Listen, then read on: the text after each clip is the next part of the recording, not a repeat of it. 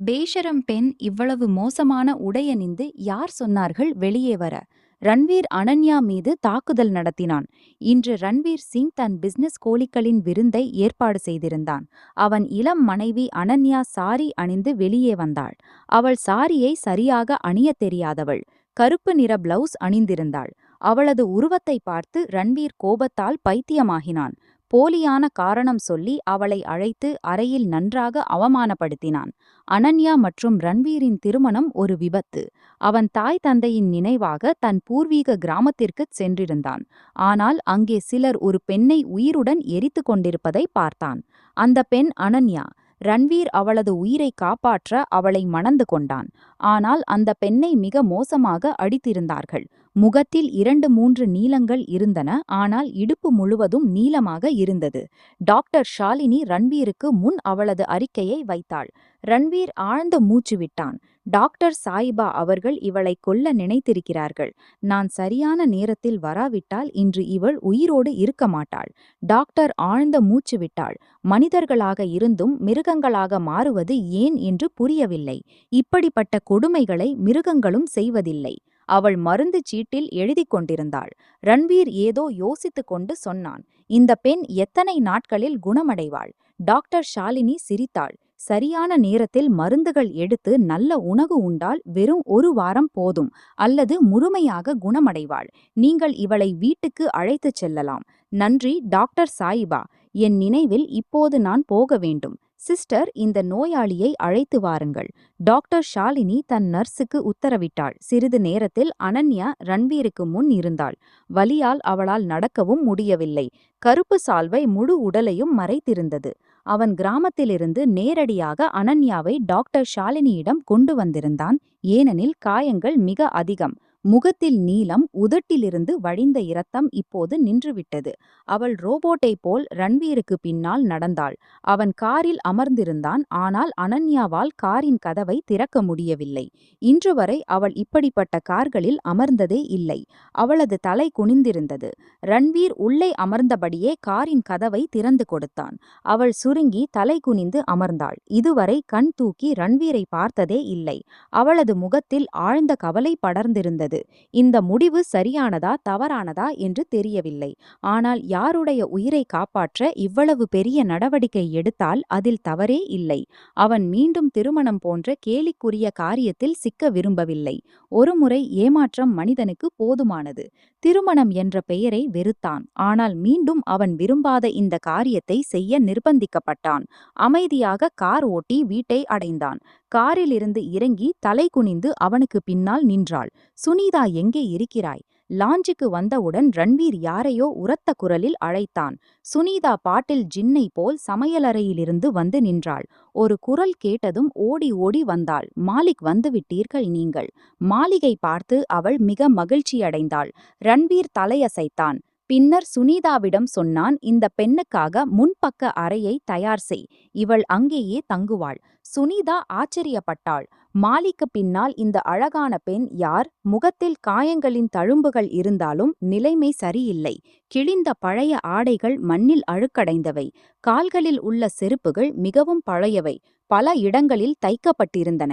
ஆனாலும் இது கந்தலில் வைரம் பிரகாசிப்பது போல் தோன்றியது. இந்த பெண்ணின் கண்கள் பச்சை நிறம். உடல் நிறம் இவ்வளவு வெண்மை சந்திரனும் வெக்கப்படும். அதனால்தான் காயமடைந்திருந்தாலும் கெட்டுப்போயிருந்தாலும் அவள் இவ்வளவு அழகாக தெரிந்தாள். தலை குனிந்து சால்வையால் முகத்தை மறைக்க முயன்றாள். மாலிக், அந்த அறை சுத்தமாக இருக்கிறது. நான் இவளை அங்கே அழைத்துச் செல்கிறேன். சரி சுனிதா, நீ இவளிடம் உணவு பற்றி கேள். நான் என் அறைக்குச் சென்று ஓய்வெடுக்கிறேன். மாலிக், உங்களுக்கு உணவு வைக்கட்டுமா? சுனிதாவின் தொனியில் தாய் போன்ற பாசம் இருந்தது. ரன்வீர் சிரித்தான். நிச்சயமாக, இன்று நீ எனக்காக நிறைய ஏற்பாடு செய்திருப்பாய். நான் வருவது தெரிந்துவிட்டது. சரி வை, உணவு சாப்பிடுகிறேன். மிகவும் சோர்வாக இருந்தாலும் சுனிதா அஜய் கர்ஷே இந்த பங்களாவில் வேலை செய்து வருகிறாள். ரன்வீருக்கு வேலைக்காரி அல்ல, வீட்டின் உறுப்பினரை போல். சிரித்துக்கொண்டே ரன்வீர் தன் அறைக்குச் சென்றான். சுனிதாவும் மகிழ்ச்சியடைந்தாள். இவள் மாலிக் மிக குறைவாகவே சிரிப்பான். பின்னர் இந்த பெண்ணை நோக்கி திரும்பினாள். நிச்சயமாக இந்த பெண் மாலிக்கு மிகவும் முக்கியமானவள். அதனால்தான் இறந்த மால்கனின் அறைக்குச் செல்லச் சொன்னான். வா என்னுடன், உனக்கு இவ்வளவு கொடுமை யார் செய்தார்கள்? இந்த அப்பாவி பெண்ணை பார்த்து சுனிதாவின் இதயம் உடைந்தது. நீல நீளமாக இருந்தது. சால்வையை கழற்றிய பிறகு அவளது பொன் நிற முடி கழுத்தில் ஒட்டிக் கொண்டிருந்தது. கழுத்துக்கு கீழே உள்ள பகுதி இடுப்பிலிருந்து தெரியும் நீளங்களை பார்த்து சுனிதா தன் இரு கன்னங்களையும் அடித்து கொண்டாள். அவள் உடலுடன் படுக்கையில் அமர்ந்தாள். எனக்கு வாஷ்ரூம் போக வேண்டும் என்றாள். சுனிதா உடனே அட்டாச் வாஷ்ரூமை காட்டினாள். நீங்கள் பயமின்றி போங்கள். நீங்கள் சொன்னால் நாங்கள் மால்கனின் ஒரு ஜோடி ஆடை எடுத்து தருகிறோம். ஆடைகளை மாற்றிக்கொள்ளுங்கள். உங்கள் ஆடைகள் பல இடங்களில் கிழிந்திருக்கின்றன. அனன்யாவின் உதடுகள் நடுங்கின. அவள் பேசும் விதம் அவளுக்கு மட்டுமே தெரியும். சுனிதா அவளுக்கு மால்கனின் பழைய ஜோடி ஆடையை எடுத்து கொடுத்தாள். அது மிகவும் அழகானதும் அருமையானதும். அனன்யா வாஷ்ரூமுக்குச் சென்றாள். அவள் வெளியே வந்தாள். மாலிக்கு உணவு வைக்க. சிறிது நேரத்தில் ரன்வீர் ஆடைகளை மாற்றிய பிறகு டைனிங் டேபிளில் அமர்ந்திருந்தான். சுனிதாவின் கையில் மிகவும் ருசி இருந்தது. ரன்வீர் நீண்ட காலமாக சுனிதாவின் சமையலுக்கு பழகிவிட்டான். உணவு சாப்பிடும்போது திடீரென இந்த பெண் நினைவுக்கு வர சுனிதாவிடம் சொன்னான். இந்த பெண் ஏதாவது சாப்பிட்டாளா? நான் கேட்டேன் மாலிக் இவளிடம் உணவு பற்றி. ஆனால் அவள் சொன்னாள், மிகவும் வலி இருக்கிறது. பசியின் உணர்வு இல்லை, காய்ச்சலும் இருக்கிறது. இதை கேட்டு ரன்வீர் கவலையில் மூழ்கினான். சரி, நல்லது. நான் பார்க்கிறேன் இவளை உணவு சாப்பிட்டு. அவன் அனன்யாவின் அறைக்கு வந்தான். படுக்கையின் ஒரு மூலையில் படுத்திருந்தாள். ஆனால் அவளது கழுத்து கண்கள் கூரையை பார்த்து கொண்டிருந்தன. சால்வையை தன் உடலின் மீது போட்டிருந்தாள். ரன்வீரை பார்த்ததும் திடீரென எழுந்து அமர்ந்தாள். காய்ச்சலின் தீவிரத்தால் அவளது முகம் சிவந்திருந்தது. உன் உடல்நிலை எப்படி இருக்கிறது?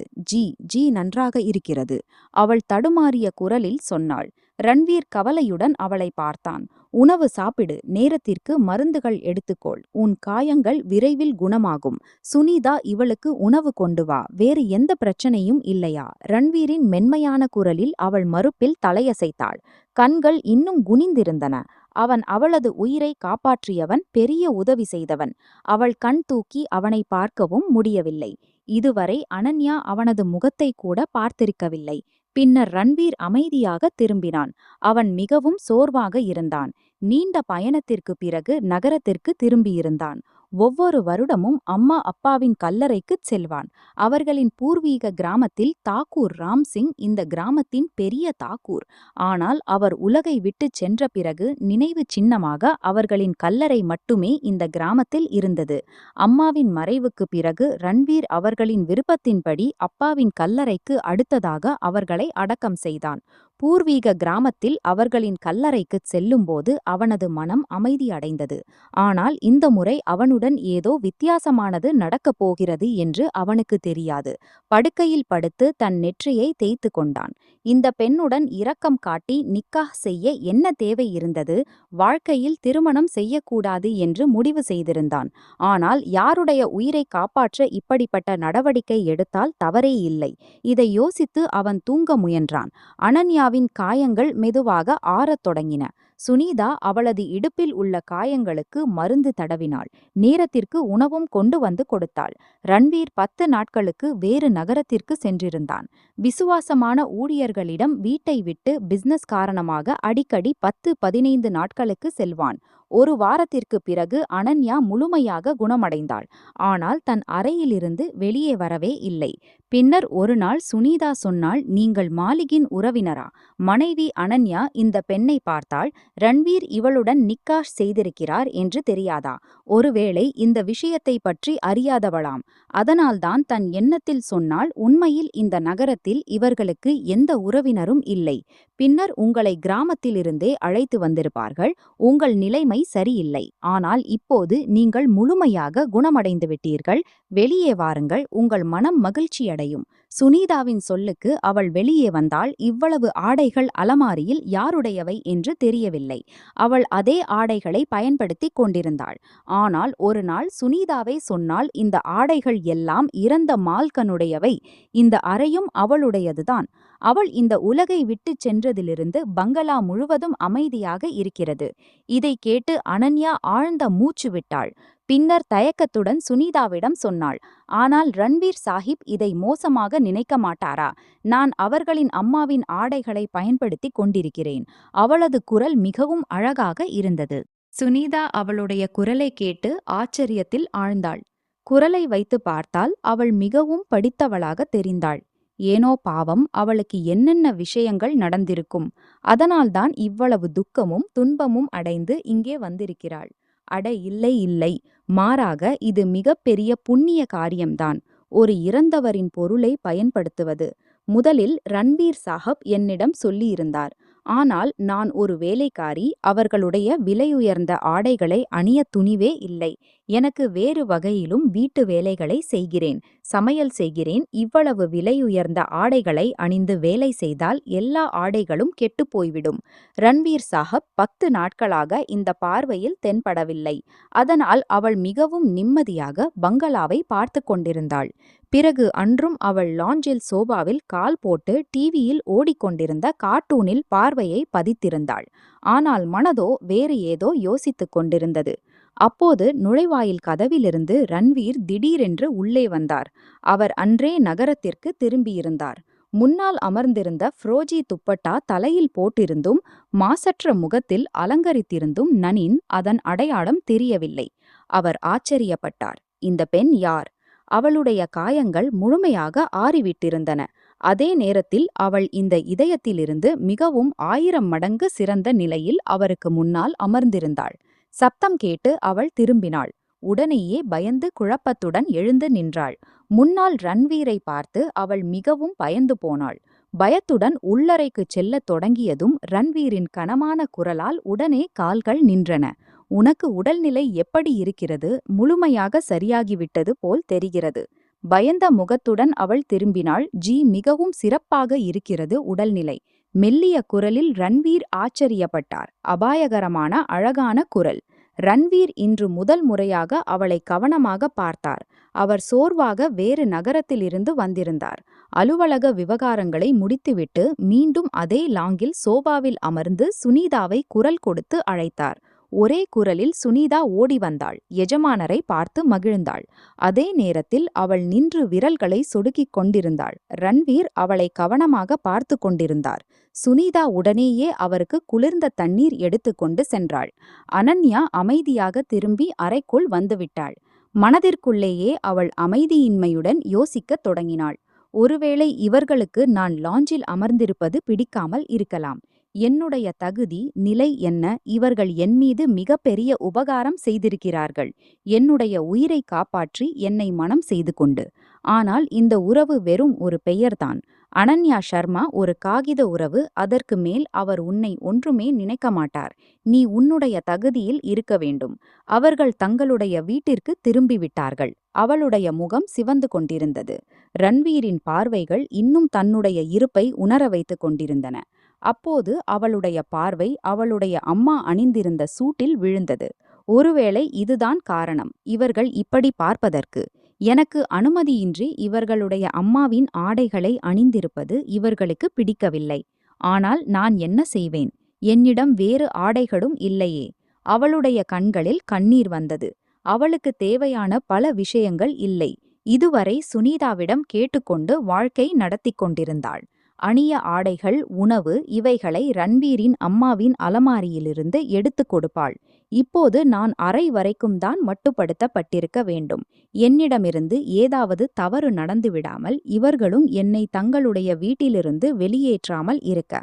பிறகு நான் எங்கே போவேன்? அந்த கொடூரமான மனிதர்களின் கைகளில் மீண்டும் சிக்கினால் அவர்கள் என்னை உயிருடன் கொல்வார்கள் மட்டுமல்ல, ஒருவேளை எனக்கு கல்லறையும் கிடைக்காது.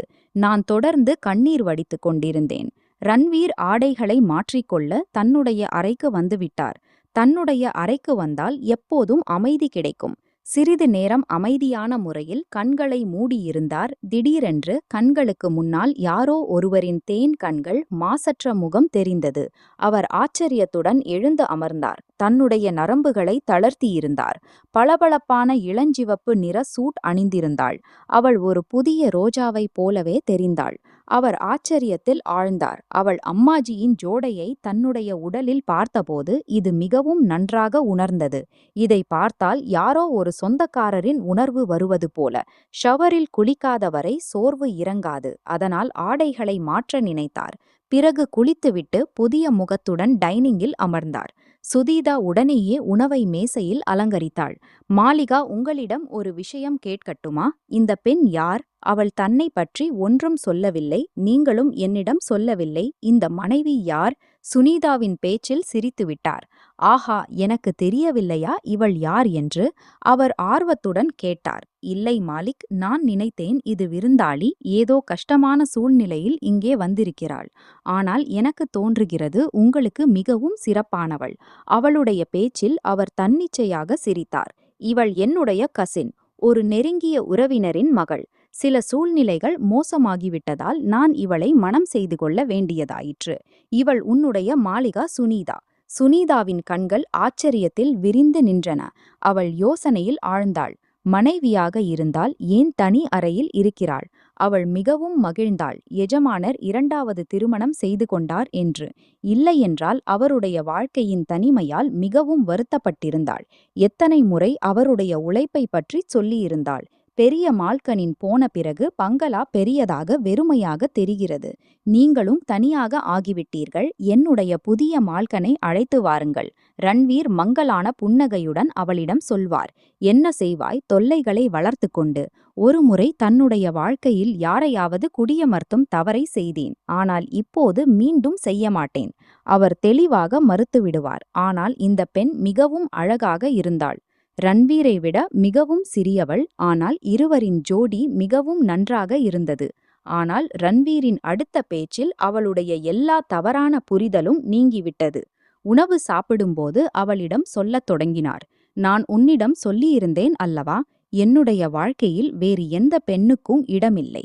ஆனால் இந்த பெண்ணுக்கு நான் வெறும் என்னுடைய பெயரை கொடுத்திருக்கிறேன், அவளுடைய உயிரை காப்பாற்றவும் அவளுடைய மானத்தை காப்பாற்றவும். அதனால்தான் வீட்டில் என்ன வேண்டுமானாலும் செய்யட்டும். இப்படி புரிந்து கொள். இவளுக்கு ஒரு தங்குமிடம் தேவைப்பட்டது, அதை நான் கொடுத்திருக்கிறேன். அனன்யா ரன்வீரின் அம்மாவின் ஆடைகளை பயன்படுத்தியதற்காக மன்னிப்பு கேட்க வந்திருந்தாள். அவருடைய வார்த்தைகள் அவளுடைய இதயத்தில் மின்னல்களை வீசியது போல் இருந்தன. சரியாகத்தான் சொல்கிறார் இந்த மனிதர். அவர் என்னை ஒருபோதும் தன்னுடைய வாழ்க்கையில் மனைவி என்ற நிலையில் வைக்க மாட்டார். ஏனென்றால் எனக்கு அவ்வளவு தகுதி, அவ்வளவு நிலை இல்லை. 2 காசு மதிப்புள்ள பெண், ஊர் முழுவதும் உள்ள ஆண்கள் சேர்ந்து அடித்துக் கொன்றிருந்தார்கள். அப்படி இரத்தம் சிந்த வைத்திருந்தார்கள். உலகத்தை முடிப்பதில் தாமதம் செய்யாமல் ரன்வீர் சரியான நேரத்தில் வந்திருக்காவிட்டால் அவள் துன்பத்துடன் தன்னுடைய கண்களை மூடிக்கொண்டாள். அந்த தருணம் அவளுக்கு மறக்க முடியாதது. அவள் உடனேயே தன்னுடைய அறைக்கு திரும்பி வந்துவிட்டாள். நீண்ட நேரம் அவளுடைய பச்சை கண்கள் கண்ணீர் பொழிந்து கொண்டிருந்தன. பெரும் சிரமத்துடன் தன்னுடைய கண்ணீரை அடக்கினாள். அவள் அப்படியே தலையணையில் தலையைச் சாய்த்து வெறுமையான பார்வைகளுடன் கூரையை பார்த்து கொண்டிருந்தாள். திடீரென்று கதவில் சத்தம் கேட்டது. அனன்யா பயந்து எழுந்து அமர்ந்தாள். ரன்வீர் அவளுக்கு முன்னால் நின்றிருந்தார். ஏதாவது தேவையா உனக்கு? அவள் உதட்டை கடித்து கொண்டாள். தேவை. அவளுக்கு பல விஷயங்கள் இருந்தன. ஆனால் அவள் எப்படி அவருடையிடம் சொல்ல முடியும்? வெட்கமும் நாணமும் வந்துவிட்டன அவளுடைய மௌனத்தில். ரன்வீர் சொல்லத் தொடங்கினார். எந்த விஷயத்திற்கும் தேவை இருந்தால் சுனீதாவுடன் கடைக்குச் செல்லலாம். என்னிடம் சொல்லு, அல்லது என்னுடைய காத்திருக்க தேவையில்லை. மென்மையான வார்த்தைகளில் சொல்லி அவர் திரும்பிவிட்டார். நான் ஒவ்வொரு நாளும் சுனீதாவிடம் ஒரே கேள்வியை கேட்பேன். உன்னுடைய எஜமானர் எப்போது திரும்புவார்? அவர் வந்தாலும் அனன்யாவின் மாசற்ற இதயத்தை நொறுக்கிவிட்டார். உன்னுடைய இதுதான் தகுதி. நல்லது, நீ உன்னுடைய நிலையை விட அதிகமாக யோசிக்காதே. வலியுடன் யோசித்து அவள் தன்னுடைய கண்ணீரை துடைத்தாள். ரன்வீரின் அதே வழக்கம். காலையில் அலுவலகம் செல்வது. சில சமயம் சீக்கிரம் திரும்புவார், சில சமயம் தாமதமாக. சீக்கிரம் திரும்பினால் மீண்டும் தயாராகி யாரோ ஒருவருடன் பயத்துக்காக சென்று விடுவார். அனன்யா தன்னுடைய முழு நேரத்தையும் எங்கே கழிக்கிறாள்? அவளுக்கு ஏதாவது தேவையா என்பதில் அவருக்கு எந்த அக்கறையும் இல்லை. சில சமயம் அவளுடைய நல்வாழ்வை கேட்க அவளுடைய அறைக்குச் செல்வார். அவள் வெட்கமும் நாணமும் காரணமாக அவருடன் அதிகம் பேச முடியாமல் இருந்தாள். ஆனால் சுனீதா வருத்தப்பட்டாள். எஜமானர் திருமணம் செய்து கொண்டாலும் இந்த பெண்ணுக்கு தன்னுடைய அறையில் இடம் கொடுக்கவில்லை, தன்னுடைய இதயத்திலும் கொடுக்கவில்லை. பிறகு இவர்கள் இருவரின் வாழ்க்கை எப்படி நடக்கும்? ரன்வீர் எந்த வகையில் நோயுற்ற கணவரின் உதவி செய்திருந்தாரோ, சம்பளத்திற்கு அப்பால் அடிக்கடி அவளுடைய பணத்திலிருந்து நல்ல உதவி செய்து கொண்டிருந்தார். அப்படி வெறும் தன்னுடைய எஜமானர் மட்டுமல்ல, மிகவும் புரிந்து கொள்ளத் தொடங்கியிருந்தாள். அவளுடைய தங்க வாழ்க்கை, தனிமையான இரவுகள், அதில் அவர் அடிக்கடி விழித்து கழிப்பார். சுனிதா அவருடைய அந்த அஜீரண இரவுகளின் சாட்சி. முந்தைய மால்கன் செய்தவை சில நாட்களுக்கு அவருடைய வாழ்க்கையில் வந்திருந்தாள். ஆனால் அவருடைய முழு உலகத்தையும் குலைத்துவிட்டு சென்றிருந்தாள். அந்த முழு கதையையும் அறிந்திருந்தாள். ஆனால் இந்த பெண் அவளுக்கு மிகவும் பிடித்திருந்தாள். அமைதியாக இருக்கும் அபாயகரமான அழகு. அதில் கர்வம் என்ற பெயரே இல்லை. அவள் அறிந்திருந்தாள் அவள் ரன்வீர் சிங்கின் மனைவி என்று. ஆனாலும் அவள் இப்படி இருக்கிறாள், இந்த வீட்டின் மால்கன் போல அல்ல, மாறாக வேலைக்காரி போல. அவள் ரன்வீரிடம் ஒன்றும் சொல்ல முடியாது. பிறகு ஒரு நாள் அனன்யாவிடம் மென்மையாக சொல்லத் தொடங்கினாள். மால்கன், நீங்கள் இவருடைய மனைவி. ஆனால் எனக்கு உங்கள் இருவரின் உறவு புரியவில்லை. உங்களுடைய விருப்பம் என்ன? இவருடைய மனைவியாக இவருடைய வாழ்க்கையில் அமைதியாக இருக்க வேண்டுமா? வழக்கமான மால்கனுக்கு கிடைக்கும் அந்த நிலையை பெறுங்கள்.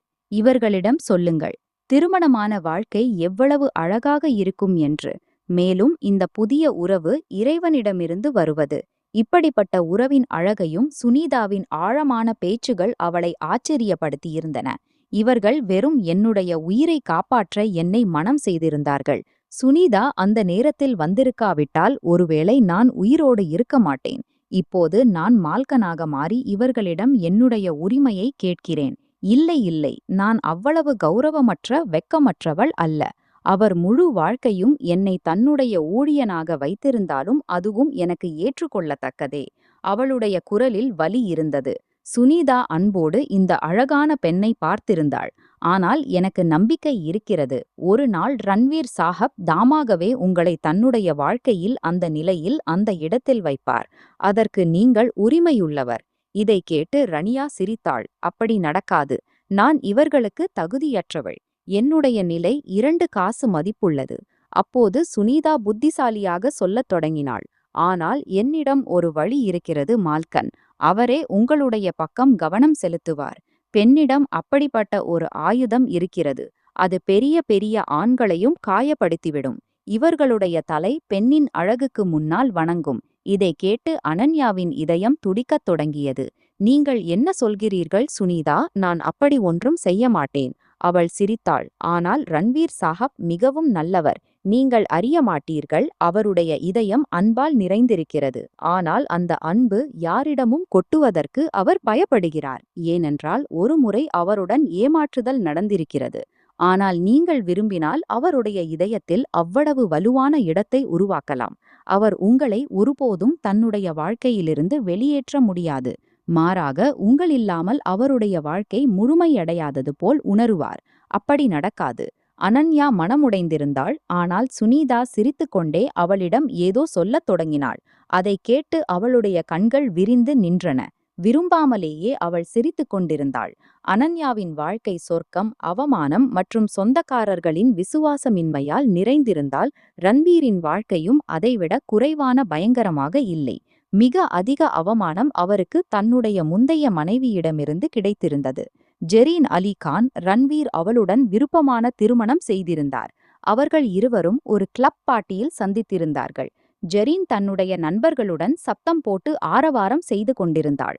அதே நேரத்தில் ரன்வீர் தன்னுடைய வணிக சக ஊழியருடன் இந்த கிளப்பில் ஒரு முக்கியமான சந்திப்பை விவாதித்துக் கொண்டிருந்தார்.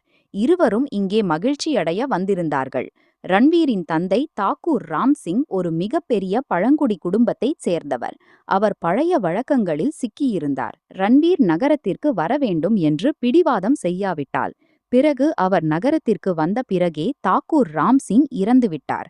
அதனால் அவர் அம்மாவையும் தன்னுடன் நகரத்திற்கு அழைத்து வந்தார். உயர்கல்வி பெற்றவர். அதனால்தான் தன்னுடைய சிந்தனையால் வணிகத்தை தொடங்கினார். அதில் வணிக சமூகத்தில் நல்ல பெயர் எடுத்திருந்தார். அவருடைய வாழ்க்கை மிகவும் அழகாக நடந்து கொண்டிருந்தது. ஆம், தந்தையின் கல்லறையில் ஒவ்வொரு ஆண்டும் தன்னுடைய கிராமத்திற்கு செல்ல மறக்க மாட்டார். இன்றும் கவலையற்ற முகத்துடன். அவர் தன்னுடைய நண்பர் ஜவாதுடன் இந்த டான்ஸ் கிளப்பில் இருந்தார். அப்போது ஜரீன் அவரை பார்த்து சிரித்தாள். அவர் ஆச்சரியப்பட்டார். பெண் அழகாக இருக்கிறாள், அவருக்கு ஏன் சைகை செய்கிறாள் என்று. அப்போது அவளுடைய 2 நண்பர்கள் அவரிடம் வந்தார்கள். அவர்களில் ஒரு பெண் தன்வீரிடம் சொல்லத் தொடங்கினாள். ஹலோ மிஸ்டர், அது உண்மையில் எங்களுடைய ஒரு நண்பர். அவளுக்கு நீங்கள் மிகவும் பிடித்திருக்கிறீர்கள். அவள் உங்களுடைய எண்ணை கேட்கிறாள். அவர்கள் முன்னால் நின்றிருந்த ஜுலைனை சுட்டிக்காட்டினார்கள். ஜவாத் அவருக்கு சைகை செய்யத் தொடங்கினார். அதே நேரத்தில் அவரும் சிரித்துக் கொண்டிருந்தார். முன்னால் நின்றிருந்த பெண் மிகவும் அழகாக இருந்தாள். சிரித்துக்கொண்டே அவரை பார்த்து கொண்டிருந்தாள். அங்கிருந்தே இவர்கள் இருவரின் நட்பு தொடங்கியது. பிறகு பகலாயினும் இரவாயினும் அவர்களுடைய சந்திப்புகள் முடியவில்லை. பிறகு ஒரு நாள் அவர் ஜரீனை அம்மாவிடம் அறிமுகப்படுத்த அழைத்து வந்தார். ஆனால் அவர் அறியவில்லை, தான் வைரமாக நினைத்தவர் எவ்வளவு கள்ள நாணயம் ஆகப் போகிறார் என்று. ஜரீனின் பழக்கம், எங்கே அழகான ஆணை பார்த்தாலும் அவளுடைய உமிழ்நீர் வடியும். ரன்வீரை பார்த்த உடனேயே அவள் தன்னுடைய நினைவை இழந்தாள். அவளுடைய வாழ்க்கையில் அழகான ஆண்களின் பற்றாக்குறை இல்லை. ஆம், ஆனால் அவளுடைய இதயம் நிறைந்தவுடன் அப்படிப்பட்ட ஆண்களை தன்னுடைய வாழ்க்கையிலிருந்து வெளியேற்ற ஒரு நிமிடம் கூட எடுக்க மாட்டாள். ரன்வீர் அவளிடம் திருமண விருப்பத்தை சொன்னபோது மறுக்க முடியவில்லை. அப்படி பெரிய ஆரவாரத்துடன் இவர்கள் திருமணம் போன்ற அழகான உறவை நிறுவினார்கள். வாழ்க்கை மிகவும் அழகாகிவிட்டது. ஆனால் அவர் அறியவில்லை ஜரீனின் இயல்பு அப்படிப்பட்டது என்று. சில மாதங்களுக்குப் பிறகு எந்த ஆணிடமிருந்தும் அவளுடைய இதயம் நிறைந்துவிடும். இப்போது அடிக்கடி இருவருக்கும் சண்டை சச்சரவுகள் தொடங்கின. சில சமயம் அவள் அவருடைய தாமதமாக வருவதற்கு சண்டை போடுவாள். சில சமயம் அம்மாஜி குறுக்கிடுவதற்கு புகார் சொல்வாள். அம்மாஜியும் இப்போது நோயுறத் தொடங்கியிருந்தாள். ஆனால் ஜனீனிடம் நேரம் இல்லை. அவள் தினமும் சில சமயம் ஏதாவது பார்ட்டியில் பங்கேற்பாள். சில சமயம் யாரோடு உலாவ செல்வாள். ஆனால் ஒரு நாள் அரவிந்த் தன்னுடைய வாழ்க்கையின் மிகப்பெரிய தவறை செய்தான். அவர் பரிசுகள் முதலியவற்றுடன் வந்திருந்த தன்னுடைய நண்பர் ஜமாலை தன்னுடைய வீட்டிற்கு அழைத்து வந்தான். அபாயகரமான அழகான வெள்ளை இளைஞன் இப்போதுதான் துபாயிலிருந்து வணிகத்தை முடித்துக்கொண்டு இந்தியாவுக்கு வந்திருந்தான்.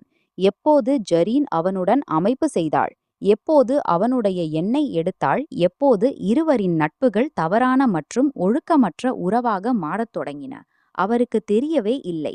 அவர் தன்னுடைய வணிகத்தில் அவ்வளவு மும்முரமாக இருந்தார். அவருக்கு எந்த உணர்வும் இல்லை. ஆனால் ஒரு நாள் சுனிதா அவரை தனியாக உணவு மேசையில் அமர்ந்திருப்பதை பார்த்து கைகளை கூப்பி அவனிடம் சொல்லத் தொடங்கினாள். மாலிக், ஒரு விஷயம் சொல்ல விரும்புகிறேன். சிறிய வாய் பெரிய பேச்சு. ஆனால் மாலிக், நான் உங்களுடைய விசுவாசமான ஊழியன். எப்போதும் உங்களுடைய உப்பை உண்டிருக்கிறேன். இதை கேட்டு அவர் கலக்கமடைந்தார். என்ன ஆயிற்று சுனிதா? உனக்கு என்ன சொல்ல வேண்டும்? எந்த விஷயமாக இருந்தாலும் வெளிப்படையாக சொல்.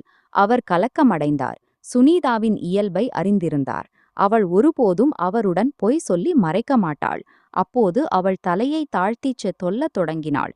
பெரிய மால்கனின் உடல்நிலை மோசமாக இருக்கிறது. அவள் முழு நாளும் தனியாக கிடக்கிறாள். ஆனால் முடிந்தவரை நான் அவளுடைய சேவையில் எந்த குறையும் விடமாட்டேன். ஆனால் சிறிய மால்கன் வீட்டில் இருந்தாலும் அவளுடைய நிலையை கூட விசாரிக்க மாட்டாள். மறுபுறம் உங்களுடைய நண்பர்கள் வீட்டிற்கு வந்தால் அவர்களுடன் எங்காவது வெளியே சென்று விடுவாள். மிகவும் அலங்கரித்து கொண்டு செல்வாள். எனக்கு உங்களுடைய வீட்டின் கவலை இருக்கிறது மாலிக். நான் அந்த வீட்டின் ஊழியன். ஆனால் நீங்கள் எப்போதும் சொந்தமாக நினைத்திருக்கிறீர்கள். அதனால் நாங்கள் எப்படி உங்களுடைய உப்பை துரோகம் செய்வோம்? ரன்வீருக்கு உணவு கடினமாகிவிட்டது. ஆனால் அவர் உதடுகளை மூடிக்கொண்டார். இந்த விளையாட்டு அவருடைய மூக்குக்கு கீழே நடந்து கொண்டிருந்தது. பிறகு அவர் தரையில் பார்வையை வைக்கத் தொடங்கினார். இந்த நேரத்தில் அம்மாஜி மிகவும் நோயுற்றிருந்தாள். அவர் அதிக நேரம் அவளுடன் செலவிடத் தொடங்கினார். ஆனால் ஒரு நாள் அவள் விருப்பம் தெரிவித்தாள். மகனே, நான் இறந்தால் உன்னுடைய அப்பாவுக்கு அருகில் என்னை அடக்கம் செய். அதே கிராமத்திற்கு அழைத்துச் சென்று. அதை கேட்டு அவர் அழத் தொடங்கினார். ஏனென்றால் அப்படிப்பட்ட விஷயங்களை பேசுகிறீர்கள் நீங்கள். ஆனால் ஒருவேளை அவளுக்கு மரண தேவதைகள் முன்பே தெரிந்திருக்கலாம். 4 நாட்களுக்குப் பிறகு திடீரென்று அவளுடைய இறப்பு நடந்தது. மிக எளிதான மரணம். அதாவது அவர் வெடித்து வெடித்து அழுதார். பல நாட்கள் அவருடைய இதயம் சமாளிக்கவே இல்லை. ஆனால் ஜரீன் சாதாரண வழக்கமான மனைவிகளைப் போல் அவருக்கு ஊக்கமளிக்கவில்லை அல்லது ஆறுதல் அளிக்கவில்லை. அவளுடைய சொந்த மும்முரம்தான். ஓ, எவ்வளவு காலம் துக்கம் அனுஷ்டானம் செய்வீர்கள்? கடைசியில் ஒரு நாள் எல்லாரும் இறக்கத்தான் வேண்டும். நீங்களும் உங்களுடைய தந்தையை பார்த்து கொள்ளுங்கள். வணிகத்தில் கவனம் செலுத்துங்கள். அவள் ட்ரெஸ்ஸிங் டேபிளுக்கு முன்னால் நின்று தயாராகிக் கொண்டிருந்தாள், ஏதோ பார்ட்டிக்குச் செல்வதற்காக. ரன்வீர் கடுமையான பார்வைகளால் இந்த கௌரவமற்ற பெண்ணை பார்த்து பிறகு மௌனம் மேற்கொண்டார். ஆனால் ஒரு நாள் அவர் சீக்கிரம் அலுவலகத்திலிருந்து வீட்டிற்கு வந்தார். அவருக்கு முன்னால் பிரளயக் காட்சி இருந்தது. அவர் ஜரீன் மற்றும் ஜமாலை தன்னுடைய அறையில் பார்த்தார். அவர்கள் இருவரும் சிரித்து களித்துக் கொண்டிருந்தார்கள். ஜமாலின் குரல் அவருடைய காதுகளில் வந்தது. இந்த ஊழியன் மிகவும் விசித்திரமான பார்வைகளால் எங்களை பார்க்கிறாள். ஓ ஓ, அவளுக்கு அவ்வளவு தகுதியில்லை. அவள் வாய் திறந்தால் உயிருடன் கொன்றுவிடுவேன் நான் அவ்வளவு ஆபத்தானவள். அவள் நிச்சயமாக சுனீதாவை பற்றி பேசிக் கொண்டிருந்தாள். ஆனால் ரன்வீர் கதவை திறந்திருந்தார். அவருடைய மூளை முழுவதும் வெறுமையாக இருந்தது. முன்னால் ஒரு அவமானகரமான காட்சி. அவருடைய நண்பன் மற்றும் அவருடைய மனைவி இருவரும் ரங்கலீலாக்கள் கொண்டாடிக் கொண்டிருந்தார்கள். அவருடைய கண்களுக்கு முன்னால் அப்போது அவர் அமைதியாக அலமாரியின் இழுபறையிலிருந்து அந்த ரிவால்வரை எடுத்தார். அவர்கள் இருவரும் அமைதியாக நின்றிருந்தார்கள். ஆனால் மூளை ஒரு முடிவை அறிவித்திருந்தது. இந்த கௌரவமற்ற நயவஞ்சக அதிக மக்களுக்காக தன்னுடைய வாழ்க்கையை அழிக்க விரும்புகிறாயா? அமைதியாக இந்த சாத்தான்களை தன்னுடைய வாழ்க்கையிலிருந்து வெளியேற்றி எல்லாவற்றிலிருந்தும் தன்னை விடுவித்துக்கொள். அவமானத்திலிருந்தும் மற்றும் அவமானமான வாழ்க்கையிலிருந்தும். பிறகு அவர் மூளையின் பேச்சை செயல்படுத்தினார். அது கோபத்தில் வந்து அவரை ஏதாவது தவறான செயல் செய்வதிலிருந்து தடுத்தது. ரிவால்வரை திரும்ப வைத்துவிட்டு ஜெரீனின் முகத்தில் விவாகரத்தின் 3 வார்த்தைகளை அடித்து அவளை எப்போதும் தன்னுடைய வாழ்க்கையிலிருந்து வெளியேற்றினார். மேலும் ஜமால் அவருடன் பங்குதாரராக இருக்க விரும்பியவர். அவருடன் தன்னுடைய எல்லா ஒப்பந்தங்களையும் முடித்துக்கொண்டார். ஆனால் அவர் தன்னுடைய இதயத்தில் சத்தியம் செய்திருந்தார். அவர் ஒருபோதும் எந்த வாழ்க்கையிலும் திருமணம் செய்ய மாட்டார். அவருக்கு பெண் இனத்தின் மீது வெறுப்பு ஏற்பட்டிருந்தது. 35 வயதாகியும் அவர் இன்னும் கன்னியனாக இருந்தார். ஆனால் அறியவில்லை வரவிருக்கும் வாழ்க்கையில் அவருடன் என்ன நடக்கப் போகிறது என்று. தந்தையின் ஆண்டு நினைவு நாள் வந்தது. எப்போதும் போல அவர் டஜன் கணக்கான இனிப்புகளை செய்து ஏழைகளுக்கு பங்கிட்டு, அதே நேரத்தில் அவர்களுடைய அபை கிராமம் அவர்களுடைய கல்லறைக்குச் செல்ல மறக்கவில்லை. கல்லறையிலிருந்து ஃபாதிஹா ஓதிவிட்டு திரும்பிக் கொண்டிருந்தார். அப்போது அவர் ஒரு விசித்திரமான காட்சியை பார்த்தார். சில மக்களின் கூட்டம் இருந்தது. கோபமான மக்கள், யாரையோ தங்களுடைய வன்முறையின் இலக்காக ஆக்கியிருந்தார்கள். ஆனால் அவருடைய பார்வை தரையில் விழுந்தது. பெண்ணின் மீது விழுந்ததும் ஆச்சரியத்தில் கண்கள் விரிந்தன. இது என்ன நடக்கிறது? நீங்கள் எல்லாரும் ஏன் இப்படி செய்கிறீர்கள்? இந்த எல்லா நாடகத்தையும் விட்டுவிடுங்கள் இந்த பெண்ணை. அவருடைய கனமான மற்றும் கடுமையான குரலில் எல்லோரும் பின்னால் சென்றார்கள். அப்போது ஒரு மனிதர் சொல்லத் தொடங்கினார், அட, இது தாக்கூர் ராம் சிங்கின் மகன் ரன்வீர் சிங். அதற்கு பிறகு முழு கிராமத்திலும் மிகவும் மரியாதை இருந்தது. அவர் ஒரு தாக்கூர். முன்னால் அவருடைய தாக்கூரின் மகன் நின்றிருந்தார். அவர் இவர்களையெல்லாம் உற்று நோக்கிக் கொண்டிருந்தார். அவர் ஆச்சரியத்துடன் தரையில் கிடந்த பெண்ணை பார்த்து கொண்டிருந்தார். அவளுடைய மூக்கிலிருந்தும் வாயிலிருந்தும் அடிபட்டதிலிருந்து இரத்தம் வடிந்து கொண்டிருந்தது. அவள் இறக்கும் நிலையில் இருப்பது போல் தெரிந்தது. முகம் நீல நீலமாக மாறியிருந்தது. இந்த பெண் என்ன குற்றம் செய்தாள்? நீங்கள் எல்லாரும் மிருகங்களாக மாறியிருக்கிறீர்கள். அவள் இறக்கும் நிலையில் இருப்பது போல் தெரிந்தது. முகம் நீல நீலமாக மாறியிருந்தது. இந்த பெண் என்ன குற்றம் செய்தாள்? நீங்கள் எல்லாரும் மிருகங்களாக மாறியிருக்கிறீர்கள். ஏதோ ஏழை, உதவியற்ற பெண்ணை இந்த வழியில் தங்களுடைய கொடுமையின் இலக்காக ஆக்குவது. இது என்ன வழி? மனிதநேயத்திலிருந்து முழுவதுமாக செவிடாகிவிட்டீர்கள் நீங்கள் மக்கள். ரன்வீர் அவர்களுக்கு கடுமையாக சொல்லியிருந்தார். தாக்கூர், நாங்கள் என்ன செய்வோம்? இந்த பெண்ணும் கௌரவமற்ற விளையாட்டை விளையாடியிருக்கிறாள். முன்ஷி ரஹீமுடன் இவள் நாட்டின் மன்னரின் முகாமில் இருந்தாள். தகாத வேலை செய்து பிடிக்கப்பட்டாள். நாங்கள் எல்லாரும் இந்த தவறான செயல்கள், தவறாக சொன்னோம், சாத்தானிய செயல்களை தங்களுடைய கிராமத்தில் பொறுத்து கொள்ள மாட்டோம். இப்படிப்பட்டவளை உயிருடன் கொன்றுவிடுவோம். ஒரு வயதானவர் மிகவும் கௌரவமுள்ளவராக நடித்துக்கொண்டு உரத்த குரலில் பேசத் தொடங்கினார். என்வீர் அவரை வெறுப்புடன் பார்த்திருந்தார். முதலில் தங்களுடைய வீட்டு பெண்களை பற்றி கவலைப்படுங்கள். அதற்கு பிறகு மற்றவர்களுடைய மகள்களை பற்றி அக்கறை காட்டுங்கள். யார் இந்த பெண்? யாருடைய மகள்? அவர் அந்த பெண்ணின் தந்தையின் பெயரை அறிய விரும்பினார். அப்போது ஒரு மனிதர் சொல்லத் தொடங்கினார், இவளுடைய அம்மா அப்பா இறந்துவிட்டார்கள். தன்னுடைய மாமாவிடம் இருக்கிறாள். இவளுடைய மாமா இவளை எங்களிடம் ஒப்படைத்திருக்கிறார். இந்த பெண்ணை விடுங்கள், யாரும் கை வைக்கக் கூடாது. ஆனால் தாக்கூர், நாங்கள் இப்படி எப்படி இவளை விட்டுவிட முடியும்? இவளுடைய மாமா சொன்னார், கல்லறை தயார் ஆனதும் என்னிடம் வந்து சொல்லுங்கள். நாங்கள் இவளுக்கு என்ன பதில் சொல்வோம்? ரன்வீர் கடுமையான பார்வைகளால் முன்னால் நின்றிருந்த மக்களை பார்த்திருந்தார். ஆனால் இந்த நிலங்கள் இறைவன் யாருடைய வாழ்க்கை மற்றும் மரணத்தின் முடிவை எடுப்பார். சரி, ஒரு முடிவை நானும் கேளுங்கள். இப்போது இந்த நேரத்திலேயே நான் இந்த பெண்ணை மணம் செய்து கொண்டு அவளை தன்னுடன் அழைத்து செல்வேன். உங்களுக்கு எந்த உரிமையும் இல்லை. ஏதோ உதவியற்ற சக்தியற்ற மனிதனின் மீது இப்படி மிருகத்தனமான வன்முறை செய்வதற்கு. இந்த பெண்ணின் மீது அவருக்கு மிகவும் இரக்கம் வந்திருந்தது. இப்போது வரை தரையில் அமர்ந்திருந்தாள். மண்ணில் கைகள் கால்கள் சால்வையும் மண்ணில் நிறைந்திருந்தது. ஆனாலும் அவள் தன்னுடைய முகத்தை சால்வையில் மறைத்திருந்தாள். அவளுடைய முகத்தை பார்க்காமலே ரன்வீர் அவளை மணம் செய்து கொண்டார். அவளுடைய உயிரை காப்பாற்ற. ஏனென்றால் அவர் அறிந்திருந்தார், அவர் இவளை இப்படி விட்டுவிட்டு சென்றாலும் பின்னால் கிராம மக்கள் இவளை ஒருபோதும் உயிரோடு விடமாட்டார்கள். ஏனென்றால் அவர்கள் பழைய வழக்கங்களில் சிக்கியிருந்த படிப்பறிவற்ற அறிவில்லாத மக்கள். இந்த கிராமத்தின் சூழல் ஒருபோதும் மாறப்போவதில்லை. அதனால்தான் அவர் ஆயிரக்கணக்கான மைல்கள் தொலைவில் உள்ள நகரத்தில் தன்னுடைய புதிய வாழ்க்கையை தொடங்க வேண்டிய கட்டாயம் ஏற்பட்டது. அப்படி இந்த பெண்ணை அழைத்து கொண்டு அவர் நகரத்திற்கு வந்தவுடனேயே முதல் வாய்ப்பில் அவளை மறுவரிடம் அழைத்து சென்றார். அனன்யா அறியவில்லை ரன்வீர் சிங் அவளுடைய வாழ்க்கையை மாற்றப் போகிறார் என்று, அவளுடைய தலையில் கை வைத்து அவளுக்கு ஆதரவு அளிப்பார் என்று. மக்களின் பேச்சுகள் ரன்வீருக்கு நன்றாக நினைவில் இருந்தன. அதனால் அவர் இந்த பெண்ணை தன்னுடைய வாழ்க்கையில் எந்த இடத்தையும் கொடுக்க தயாராக இல்லை. அந்த மனிதர் சொன்னபோது ஒரு ஆணுடன் உறவு கொண்டிருக்கும் போது பிடிக்கப்பட்டாள் என்று. அப்படித்தான் ஜலீன் செய்திருந்தாள். அவருடைய சக ஊழியருடன் அதே வீட்டில் ரங்கலீலாக்கள் கொண்டாடி கொண்டிருந்தாள்.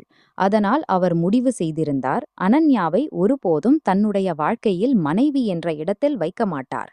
ஆம், இந்த வீட்டில் தங்குமிடம் கிடைக்கும் வரை அப்படித்தான் இருக்கும். ஆனால் மறுபுறம் அந்த மாசற்ற பெண் அறியவில்லை ரன்வீர் அவளை பற்றி இவ்வளவு தவறாக யோசிக்கிறார் என்று. அவள் சுனிதாவின் பேச்சுகளை செயல்படுத்த விரும்பினாள். ஏனென்றால் சுனிதா அப்படி சொல்லியிருந்தாள், ரன்வீரின் இதயத்தில் இடம் பிடிக்க அவள் தயாராக இருக்க வேண்டும். அவளுடைய அழகு அசாதாரணமானது. அது ஒரு நாள் ரன்வீரை தன்னுடைய பக்கம் ஈர்க்கும். ஒரு நாள் அவள் சுனிதாவுடன் மாலிலிருந்து வந்தாள். மூழ்கிய பணத்தின் நன்மீன் அவளுடைய வாழ்க்கையில் எந்த குறையும் விடவில்லை. தனக்காக நல்ல சூட், நகைகள், சிறிது மேக்கப் வாங்கி தேவையான பொருட்களையும் மகிழ்ச்சியுடன் எடுத்துக்கொண்டு தன்னுடைய அறைக்கு வந்திருந்தாள். புதிய அழகான ஒரு ஆஜா வாழ்க்கையின் உணர்வு அவளுக்கு விலை மதிப்பற்றதாக இருந்தது. பிறகு அன்றைக்கு அவள் மெஹ்ரூன் நிறத்தின் அழகான சூட் அணிந்து லேசான மேக்கப் செய்து கொண்டு கைகளில் வளையல்களும் அணிந்து கொண்டாள். அவள் முழுமையாக புதிய மணமகள் போல் தெரிந்தாள். சுனிதா அவளை பார்த்து சிரித்தாள். இன்று எஜமானர் வருவார். நான் இவருக்கு முன்னால் உணவை வைக்க மாட்டேன். மாறாக நீங்கள் வைக்க வேண்டும். இதை கேட்டு அவள் வெட்கப்பட்டாள். ஆனால் அவளுடைய இதயம் மிகவும் பயந்து கொண்டிருந்தது. அவள் மனதிற்குள்ளேயே ரன்வீரிடம் தீவிர அன்பு கொள்ளத் தொடங்கியிருந்தாள். அவள் விரும்பினாள், ஒருமுறை அவர் அவளுடைய பக்கம் அப்படி அன்போடு பார்க்க வேண்டும். அவள் இவரை திருட்டுத்தனமாக பார்த்து கொண்டிருப்பது போல். பிறகு ரன்வீர் சீக்கிரம் வீட்டிற்கு வந்ததும் ஆடைகளை மாற்றிக்கொண்டு எப்போதும் போல் டைனிங் டேபிளில் அமர்ந்து சுனிதாவை அழைக்கத் தொடங்கினார். ஆனால் சுனிதாவுக்கு பதிலாக வாசனையில் மூழ்கிய உடலுடன் வேறு யாரோ அவருக்கு முன்னால் உணவை வைத்து கொண்டிருந்தாள். வளையல்களின் சலசலப்பு, அழகான ஆடைகள், லேசான மேகப்பால் அலங்கரிக்கப்பட்ட அழகான முகம். அதை பார்த்து அவர் கோபமடைந்தார். ஆனால் மௌனம் மேற்கொண்டார். இவ்வளவு தயாரிப்பு இப்படி ஆச்சரியப்படுத்திக் கொண்டிருந்தது. ஆனால் தன்வீர் அவளுடைய தயாரிப்பில் மனதிற்குள்ளேயே சிரித்திருந்தார். இந்த பெண் அறிந்திருக்கிறாள் தன்னுடைய மாசியின் வாழ்க்கையில் இவள் என்னென்ன காரியங்களை செய்திருக்கிறாள் என்று. ஆனாலும் இந்த விஷயத்திற்காக காத்திருக்கிறாள். நான் இவளை தன்னுடைய வாழ்க்கையில் இடம் கொடுப்பேன் என்று. இது வெறும் இவளுடைய தவறு. ரன்வீருக்கு இதன் மீது மிகவும் கோபம் வந்து கொண்டிருந்தது. அப்போது கடுமையான தொனியில் சொல்லத் தொடங்கினார், உனக்கு நான் இந்த வீட்டில் இடம் கொடுத்திருக்கிறேன். உன்னுடைய எல்லையில் இரு. ஏனென்றால் நான் விரும்பவில்லை சுனிதாவின் இடத்தில் வேறு யாராவது எனக்கு முன்னால் மேசையில் உணவை வைப்பதை. அவள் எங்கே இருக்கிறாள்? இதை கேட்டு அனன்யாவின் முகம் உடனே சிவந்துவிட்டது. ஓ மாசற்றவள் மிகவும் மகிழ்ச்சியாக இருந்தாள். இன்று இவளுடைய ஒரு சிறப்பான தயாரிப்பை பார்த்து ரன்வீர் நிச்சயம் இவளின் மீது ஒரு சிறப்பான கருணை பார்வையை போடுவார் என்று. ஆனால் ரன்வீர் இவளை அவமானப்படுத்தியிருந்தார். விரல்களை சொடுக்கிக் கொண்டு சொல்லத் தொடங்கினாள். ஜீப்போ தன்னுடைய குவார்ட்டரில் இருக்கிறாள். அவர்கள் என்னிடம் சொன்னார்கள், நான் உணவை வைத்து விடலாம் என்று உங்களுக்கு முன்னால். நடுங்கும் குரலில் அவள் அவ்வளவுதான் சொல்ல முடிந்தது. இனிமேல் தொல்லை செய்யாதே, ரன்வீர் 2 வார்த்தைகளில் அவளிடம் சொன்னார். அதற்கு அவள் தலையை ஆட்டினாள். நடுங்கும் இதயத்துடன் அவள் திரும்பி அந்த அறைக்கு வந்திருந்தாள். அவர் உணவு சாப்பிட்டு எழுந்ததும் அவள் எல்லா பாத்திரங்களையும் எடுத்துவிட்டாள். லாவ் அவர் வணிகத்தை பார்க்கவில்லை. ஆனால் எந்த கண்களால் அவர் அனன்யாவை ஆய்வு செய்தார். அவள் எல்லா பாத்திரங்களையும் மேசையிலிருந்து எடுத்து கொண்டிருந்தாள். சிறிது நேரத்திற்கு முன் பளபளத்த முகம் இருளின் திரையில் இருந்தது. துப்பட்டா முகத்திற்கு முன்னால் சற்று அதிகமாக இழுத்து கொண்டிருந்தாள். மனமுடைந்த முகம் மிகவும் கலக்கத்தில் மூழ்கியிருந்தது. சிறிது நேரத்திற்குப் பிறகு அவர்கள் தங்களுடைய அறைக்குச் சென்று விட்டார்கள். ரன்வீருக்கு உள்ளே ஏனோ விசித்திரமான உணர்வு ஏற்பட்டிருந்தது. இவளுடன் ஏதாவது தவறான அணுகுமுறையை மேற்கொண்டிருக்கிறேனா? இப்படிப்பட்ட பெண்கள் இப்படிப்பட்ட விஷயத்திற்கு தகுதியானவர்கள். இவளும் ஜலீன் போன்றவளாக இருப்பாள். நிச்சயமாக இவளுடைய இதயத்தில் அப்படிப்பட்ட சிந்தனை தலையெடுத்தது. தலையை அசைத்து கொண்டு தனக்கு முன்னால் லேப்டாப்பை வைத்துக்கொண்டு வேலையில் மும்முரமாகிவிட்டார். சுனிதா இவளுடைய வேண்டுகோள்களை செய்து சோர்வடைந்திருந்தாள். ஆனால் இவளிடம் தெளிவாக மறுத்துவிட்டாள். மிகவும் அவமானம் அடைந்திருக்கிறேன் நான் இதில். இப்போது நான் மீண்டும் இந்த முயற்சியை செய்ய மாட்டேன். சுனிதா, நீங்கள் தயவு செய்து என்னிடம் அப்படிப்பட்ட விஷயங்களுக்கு சொல்லாதீர்கள். ஆனால் எஜமானர் மிகப்பெரிய பார்ட்டியை வைத்திருக்கிறார். எல்லாரும் பங்கேற்கிறார்கள். பாருங்கள், எவ்வளவு அழகான பெண்கள் இருக்கிறார்கள். எவ்வளவு பெண்கள் வந்திருக்கிறார்கள். இவளும் வா. கடைசியில் நீங்கள் இவருடைய மனைவி. அனன்யாவின் முகம் சிவந்து கொண்டிருந்தது. மனைவி அல்ல, வெறும் ஒரு காகித தோற்றம்தான் நான் இவருடைய. இவர்கள் பெரிய உபகாரம் செய்தார்கள். எனக்கு ஆதரவு அளித்து நான் ஒருபோதும் என்னுடைய தகுதியை மறக்க மாட்டேன். சுனிதா, நீங்களும் என்னை அப்படிப்பட்ட விஷயத்திற்கு கட்டாயப்படுத்தாதீர்கள். அவள் சுனிதாவை திருப்பி அனுப்பியிருந்தாள். அவள் சொல்லிக் கொண்டிருந்தாள், எஜமானரின் பார்ட்டியில் நீங்களும் இருக்க வேண்டும் என்று. ஆனால் சிறிது நேரத்திற்குப் பிறகு அவள் திரும்பிய காலடிகளுடன் திரும்பி வந்திருந்தாள். எஜமானர் உங்களை அழைக்கிறார் பார்ட்டியில். சீக்கிரம் தயாராகுங்கள். நீங்கள் என்ன சொல்கிறீர்கள்? அவளுடைய இதயம் துடிக்கத் தொடங்கியது. நான் உண்மை சொல்கிறேன், அனன்யா மால்கன், தோன்றுகிறது அதிர்ஷ்டம் உங்களுடைய இதயத்தில் தட்டுவதாக இருக்கிறது. எஜமானர் சொல்லியிருக்கிறார், சீக்கிரம் தயாராகி நீங்கள் என்னுடன் பார்ட்டிக்கு வாருங்கள். வெளியே அவர் உங்களை மக்களிடம் அறிமுகப்படுத்த விரும்புகிறார். இதை கேட்டு அவளுடைய முகத்தின் நிறம் சிவந்துவிட்டது. அவளுக்கு ஏதோ புரியவில்லை, இந்த பார்ட்டியில் என்ன அணிய வேண்டும் என்று. ஆனால் சுனிதா அவளுக்கு உதவி செய்து கொண்டிருந்தாள். மறுபுறம் ரன்வீர் இன்று பார்ட்டியை ஏற்பாடு செய்திருந்தார். ஏனோ அவருடைய அலுவலக சக ஊழியர்களுக்கு தெரிந்துவிட்டது அவர் திருமணம் செய்து கொண்டார் என்று. அப்போது அவர்கள் எல்லாரும் அவரிடம் வற்புறுத்திக் கொண்டிருந்தார்கள். எங்களையும் உங்களுடைய மனைவியை அறிமுகப்படுத்துங்கள். மனைவியை மறைக்கும் விஷயம் அல்ல. அவர்கள் எல்லாரும் சிரித்து கழித்து கொண்டிருந்தார்கள். ரன்வீருக்கு நன்றாக இல்லை. எல்லாரும் அவரை பற்றி பழமைவாதமாக அல்லது ஏதாவது அப்படி யோசிக்க, கிராமத்து மக்களின் சிந்தனை போல். அதனால்தான் அவர் சுனிதாவிடம் சொல்லியிருந்தார், அனன்யாவை அழைத்து வாருங்கள். அவள் தயாராகி இந்த பார்ட்டிக்கு வரட்டும். சிறிது நேரத்திற்கு பிறகு அவள் இந்த பார்ட்டிக்கு வந்தாள். சுனிதாவுடன் இருந்தாலும் மிகுந்த வெட்கமும் தயக்கமும் உணர்ந்தாள். ரன்வீரின் கண்கள் விரிந்தபடியே இருந்தன அதை பார்த்து. கருப்பு நிற சேலை அணிந்திருந்த அவள் எல்லாரிடமிருந்தும் வேறுபட்டு தெரிந்தாள். மிகவும் அழகாக இருந்தாள். அவளை பார்த்து கண்களை எடுக்கவே முடியாத அளவுக்கு பலர் அவளையே பார்த்து கொண்டிருந்தனர். அவளுடைய கருப்பு சேலையின் நட்சத்திரங்கள் மட்டுமே மின்னிக் கொண்டிருந்தன. முழு விருந்திலும் அவள்தான் மிகவும் கவர்ச்சியாக தெரிந்தாள். தன்வீரின் பார்வை அவளை விட்டு அகலவே இல்லை. ஆனால் விரைவில் மக்களின் பார்வைகளை உணர்ந்தான். மற்றவர்களின் மனைவிகளின் மீது கெட்ட பார்வை வைக்கும் சிலர் இருப்பதை அவன் அறிந்திருந்தான். அப்படி நினைத்து அவன் தன் அறைக்குள் வந்துவிட்டான். சுனிதாவிடம் அனன்யாவை என் அறைக்கு அழைத்து வா என்று சொன்னான். சிறிது நேரத்திற்குப் பிறகு அவள் பயத்துடன் அவன் முன் நின்றாள். சேலையின் முந்தானையை ஒரு தோளிலிருந்து மற்றொரு தோளுக்கு இழுத்து வைத்திருந்தாள்.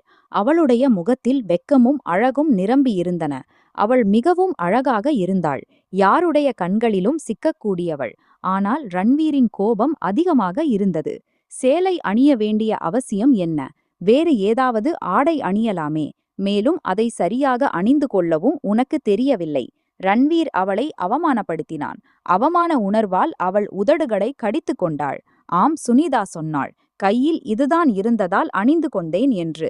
அவளுடைய முகத்தில் பெரும் அப்பாவித்தனம் இருந்தது. உதடுகளில் பூசிய லிப்ஸ்டிக் மிகவும் கவர்ச்சியாக தெரிந்தது. பச்சை கண்களில் வெட்கத்தின் ஒளி தெரிந்தது. போய் உன் உடையை மாற்றி அணிந்து கொள். இனி வெளியே வரவேண்டிய அவசியம் இல்லை. கடுமையாகச் சொல்லிவிட்டு அவன் வெளியேறினான். அனன்யா ஆச்சரியப்பட்டாள். தானே விருந்திற்கு அழைத்திருந்தான். எல்லாரையும் சந்திப்பதற்காக இப்போது இவ்வளவு அவமானமும் செய்துவிட்டான். அவன் அறையிலிருந்து வெளியேறி தன் இருப்பிடமான அறைக்கு வந்தாள். உதடுகளிலிருந்து சிவப்பு லிப்ஸ்டிக்கை துடைத்து விட்டாள். பழைய ஆடைகளையே அணிந்து கொண்டாள். 2 நிமிடங்களில் அவள் தன் நிலைக்கு திரும்பிவிட்டாள். ஆனால் முகத்தில் கண்ணீர் மழை பெய்தது. அழுது அழுது கண்கள் சிவந்துவிட்டன. விருந்து முடிந்தது. ஆனால் அவள் மீண்டும் வெளியே வரவில்லை. உணவும் சாப்பிடவில்லை. பிறகு சுனிதாவே ரன்வீரிடம் சொன்னாள். ஐயா, நிறைய உணவு மிச்சம் இருக்கிறது. நான் நன்றாக ஃப்ரிட்ஜில் வைத்துவிட்டேன். ஆனால் அனன்யா அம்மையார் உணவு சாப்பிடவில்லை. அவளுக்கு என்ன ஆயிற்று தெரியவில்லை. தொடர்ந்து அழுது கொண்டிருக்கிறாள். ரன்வீர் அனுப்பினான். சரி, நான் பார்க்கிறேன், நீங்கள் ஓய்வெடுங்கள். சிறிது நேரத்திற்கு பிறகு அவன் முன் நின்றான். அவள் உட்கார்ந்து சுவரில் சாய்ந்து கொண்டிருந்தாள். அவனை பார்த்தவுடன் உடனே நேராக அமர்ந்தாள். என்ன ஆயிற்று? உணவு ஏன் சாப்பிடவில்லை? அவளுடைய முகம் மிகவும் வாடியிருந்தது. ஆம், பசிக்கவில்லை. அவள் அப்பாவியான சிறு பெண்ணை போல் தெரிந்தாள். தன்வீரின் இதயத்தில் திடீரென்று இந்த ஆசை வந்தது. அவளுடைய அழகான உடலின் மீது உரிமை கொண்டாட வேண்டும் என்று. முன் உட்கார்ந்திருந்த பெண் வேண்டுமென்றே அவனை தன் பக்கம் ஈர்த்து கொண்டிருந்தாள். ஏனென்றால் உறவில் அவன் கணவன். அவனுக்கு எந்த தவறான நோக்கமும் இல்லை. பிறகு அவளுடன் இப்படியே நடந்து கொண்டான். ஆனால் அவளுடைய கடந்த காலம் மிகவும் பயங்கரமானது. முற்றிலும் தன் தாயின் கடந்த காலத்தைப் போல. அப்போது அவன் அவள் முன் உட்கார்ந்து கடுமையான தொனியில் சொல்லத் தொடங்கினான். பார், ஒரு விஷயத்தை உன் மனதில் பதித்துக்கொள். நான் மனைவிக்கு என்ன அந்தஸ்து கொடுக்கிறேன். அந்த அந்தஸ்தை நீ பெற விரும்புகிறாய். உனக்கு தெரிந்த எல்லா வழிகளையும் இன்று முயற்சிக்கிறாய். ஆனால் உண்மை என்னவென்றால், கிராமத்து மக்கள் உன்னை பற்றி என்ன சொன்னார்கள்? நான் ஒருபோதும் அதை பற்றி விளக்கம் கேட்கவில்லை. ஆனால் அந்த வார்த்தைகள் என் மனதில் பதிந்திருக்கின்றன. நான் உன் உயிரை காப்பாற்றி ஒரு நல்ல காரியம் செய்திருக்கிறேன். அதற்காக நீ மகிழ்ச்சியடைய வேண்டாமா? என் வாழ்க்கையில் வர முயற்சிக்கிறாய். தவறான பெண்களுக்கு என் வாழ்க்கையில் இடமில்லை. அனன்யாவின் கண்களில் நிறைய கண்ணீர் வந்தன. பிறகு அடக்கிக் கொண்டு சொன்னாள். நான் தவறான பெண் அல்ல. கிராமத்து மக்கள் என் மீது பொய்யான குற்றச்சாட்டு சுமத்தினார்கள். உண்மையில் நான் அந்த கிராமத்தைச் சேர்ந்தவள் கூட இல்லை. இதைக் கேட்டு ரன்வீர் ஆச்சரியப்பட்டான். உனக்கு என்ன அர்த்தம்? அவள் கண்களிலிருந்து கண்ணீரை துடைத்து கொண்டாள். நான் நகரத்தில் வசித்து வந்தேன். என் அம்மா அப்பாவுடன் பட்டப்படிப்பு படித்து கொண்டிருந்தேன். திடீரென்று அவர்கள் இறந்துவிட்டார்கள். சித்தப்பா கிராமத்தைச் சேர்ந்தவர். ஆனால் அப்பாவுக்கு லட்சக்கணக்கான வியாபாரம் இருந்தது. எனக்கு என்ன தெரியும்? என் மீது பேரழிவு இறங்கியது. அவ்வளவு துக்கத்தில் இருந்தேன். அவர்களின் மரணத்திற்கு பிறகு என்ன செய்வதென்று எனக்கு புரியவில்லை. ஆனால் சித்தப்பா வந்தார். அப்பாவின் மரணத்திற்கு பிறகு என்னை தன்னுடன் இந்த கிராமத்திற்கு அழைத்துச் சென்றார். ஏனென்றால் கிராமத்தில் அப்பாவுக்கு 100கணக்கான ஏக்கர் நிலங்கள் இருந்தன. அந்த நிலங்களை கைப்பற்ற சித்தப்பா என் மீது பொய்யான குற்றச்சாட்டுகளை சுமத்தினார். வேண்டுமென்றே என்னை அந்த நிலங்களுக்கு அனுப்பினார். அப்பாவின் நிலங்களை ஒரு முறை பார்த்துவிட்டு வா என்று சொல்லி. ஆனால் ஒரு மனிதன் வந்தான். கெட்ட பிசாசு முகமுடையவன். என்னை இழுத்து தன் குடிசைக்கு அழைத்துச் சென்றான். என் வாயில் கையை வைத்தான். என் ஆடைகளை கிழித்தான். அதே நேரத்தில் பலரை கூட்டினான். என் மீது என்ன செய்யப் போகிறார்கள் என்று நான் அறிந்திருந்தேன். நான் உடைந்து போனேன். ஆனால் அந்த மக்கள் எல்லாரும் என்னை அடிக்கத் தொடங்கினார்கள். நான் இந்த கிராமத்தைச் சேர்ந்தவள் இல்லை. சித்தப்பாவை கூப்பிட்டு என்னை காப்பாற்றுங்கள் என்றேன். ஆனால் என் காதுகளில் அவர்களின் குரல் கேட்டது. அவர்கள் சொன்னார்கள், உயிரோடு கொன்றுவிடுங்கள் இந்த கெட்ட பெண்ணை. நல்லதுதான். இந்த பெண் நகரத்திலிருந்து வந்திருக்கிறாள். நம் கிராமத்தில் அசுத்தம் செய்ய முயற்சிக்கிறாள். இந்த வார்த்தைகளை நான் என் காதுகளால் கேட்டேன். நான் கல்லாக மாறி மக்களின் அடிகளை தாங்கிக் கொண்டிருந்தேன். ஒருவேளை அவர்கள் என்னை கொன்றிருப்பார்கள். ஆனால் அப்போது நீங்கள் வந்தீர்கள். கருணையின் தூதராக. நீங்கள் எனக்கு என் அம்மாவை போன்றவர் மட்டுமல்ல, என் எல்லாமுமாக இருக்கிறீர்கள். கடவுள் அம்மா அப்பாவை என்னிடமிருந்து எடுத்துக்கொண்டார் என்று தோன்றியது. ஆனால் உங்களைப் போன்ற கருணையுள்ள தூதரை என் வாழ்க்கையில் அனுப்பினார். என்னை மிகவும் மகிழ்ச்சியாக வைத்திருப்பார். என் வாழ்க்கையை மகிழ்ச்சியால் நிரப்புவார். ஆனால் இன்று தெரிந்தது, நீங்கள் என்னை வெறுக்கிறீர்கள் என்று. அவளுடைய முகம் கண்ணீரால் நனைந்திருந்தது. அவன் முற்றிலும் அமைதியாக உட்கார்ந்திருந்தான். முன் உட்கார்ந்திருந்த பெண் அவன் கிராமத்தைச் சேர்ந்தவள் இல்லை. எந்த அறிவில்லாத படிக்காத கிராமத்துப் பெண் அல்ல, படித்த பெண். அவளுடைய வயது வெறும் 19 அல்லது 20 வயதுதான். ரன்வீர் 35 வயது. அந்த வயதில் அவன் பெரியவன். ஆனால் அனன்யா முதன்முறையாக தன் பச்சை கண்களை உயர்த்தி அவனை பார்த்தாள். நான் உங்களை காதலிக்கத் தொடங்கிவிட்டேன். கடவுளுக்காக என்னை ஒருபோதும் விட்டுவிடாதீர்கள். இந்த உலகில் நீங்கள்தான் என் கடைசி ஆதரவு. முன்பு நான் போலீசில் போவேன், நீதிமன்றத்திற்கு போவேன், சித்தப்பாவிடம் என் அநீதிக்கான கணக்கு கேட்பேன் என்று நினைத்தேன். ஆனால் கடவுள் உங்களை என் வாழ்க்கையில் அனுப்பியபோது அந்த எல்லா எண்ணங்களையும் என் இதயத்திலிருந்து அகற்றிவிட்டேன். உங்கள் நிமித்தம் நான் விரும்பவில்லை. உங்களை போன்ற வலிமையான ஆதரவு என் வாழ்க்கையிலிருந்து பிரிந்துவிடக் கூடாது. இன்று அவனுக்காக தன் வாழ்க்கை கதையை சொல்லிக் கொண்டிருந்தாள். தன்வீர் 2 அடி முன் சென்றான். அனன்யாவை தன் மார்போடு அணைத்துக் கொண்டான். பிறகு அவளுடைய கவலைகளை முத்தமிட்டான். பிறகு அவளுடைய கண்களை தன் உதடுகளால் முத்தமிடத் தொடங்கினான். அவை கண்ணீர் சிந்திக் கொண்டிருந்தன.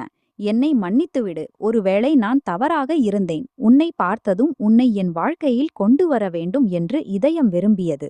என் கண்களில் பதித்து புதிய வாழ்க்கையின் கனவு காண வேண்டும். ஆனால் நான் பயந்தேன். ஏனென்றால் என்னுடன் கடந்த காலத்தில் மிகவும் பயங்கரமான விபத்து நடந்திருக்கிறது. ஆனால் இப்போது உன்னுடன் வாழ்க்கையின் புதிய பயணத்தை தொடங்க நான் தயங்க தேவையில்லை என்று தோன்றுகிறது.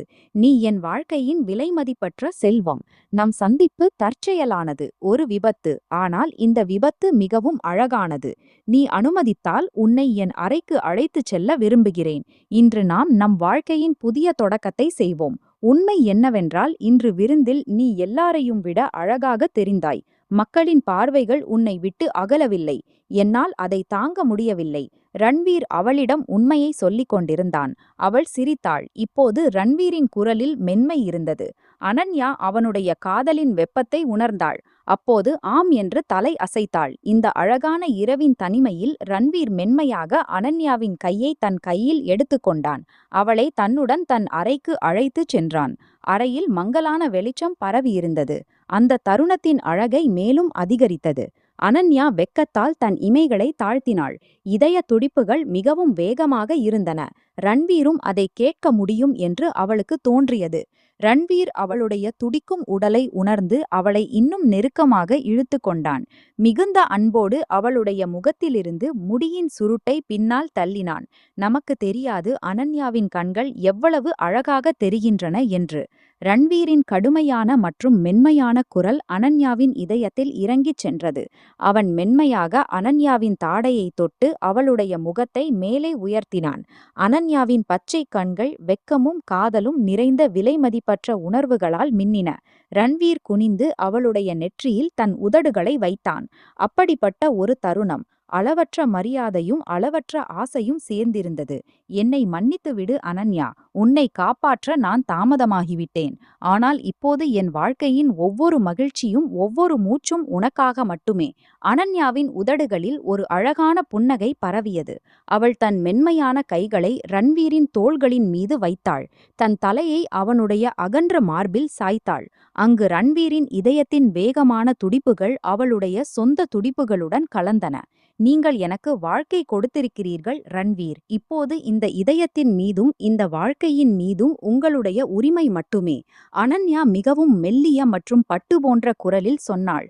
ரன்வீர் அவளை தன் கரங்களின் வளையத்தில் முழுவதுமாக அணைத்து கொண்டான். கடந்த காலத்தின் ஒவ்வொரு கசப்பான விபத்தும் ஒவ்வொரு வலியும் இந்த இரவின் காதல் அரவணைப்பில் அழிந்துவிட்டன. இருவரும் ஒரு புதிய அழகான மற்றும் காதல் நிறைந்த வாழ்க்கையின் தொடக்கத்தை செய்துவிட்டார்கள். ரன்வீர் காரின் சத்தம் கேட்டவுடனே அவள் உடனே ஜன்னலில் நின்று அதை பார்க்க ஆரம்பித்தாள். அவளுடைய ஆவலான பார்வைகள் தன் கணவன் மீது இருந்தன. முகத்தில் அமைதியுடன் உள்ளே வந்து கொண்டிருந்தார். அனன்யா மிகவும் அழகான உடையை அணிந்திருந்தாள். சிவப்பு நிறச் சூடிகளை கைகளில் அணிந்து முழுமையாக தயாராக இருந்தாள். மேலும் எப்போதும் தயாராகி தன் கணவனை வரவேற்பாள். ரன்வீரின் வாழ்க்கை முழுமை அடைந்தது. நனியா அவனை பைத்தியக்காரர்களைப் போல நேசித்தாள். மேலும் தன் கணவனை வெறும் கணவன் மட்டுமல்லாமல் மோஹ்ஷின், அவளுடைய மானத்தை காப்பவர் என்றும் வேறு என்னவெல்லாமோ நினைத்தாள். இவர்கள் இருவரின் வாழ்க்கையும் முழுமை அடைந்தது. 2 நெருக்கமானவர்கள் ஒருவருக்கொருவர் அன்பை பகிர்ந்து கொண்டு வாழ்க்கையின் உண்மையான மகிழ்ச்சிகளை பெறுவதில் வெற்றி பெற்றனர். உங்களுக்கு ரன்வீர் மற்றும் அனன்யாவின் இந்த உணர்ச்சிகரமான கதை பிடித்திருந்தால் வீடியோவை லைக் செய்யுங்கள். உங்கள் நண்பர்கள் மற்றும் குடும்பத்தினருடன் ஷேர் செய்யுங்கள். மேலும் இதுபோன்ற இதயத்தை தொடும் கதைகளுக்கு எங்கள் சேனலை சப்ஸ்கிரைப் செய்ய மறக்காதீர்கள். உங்களுடைய ஒரு லைக், ஒரு ஷேர் மற்றும் ஒரு சப்ஸ்கிரைப் இதுபோன்ற அற்புதமான கதைகளை உருவாக்க எங்களுக்கு மிகுந்த தைரியத்தை தருகிறது. வீடியோ பிடித்திருந்தால் கமெண்டில் நிச்சயம் விடுங்கள்.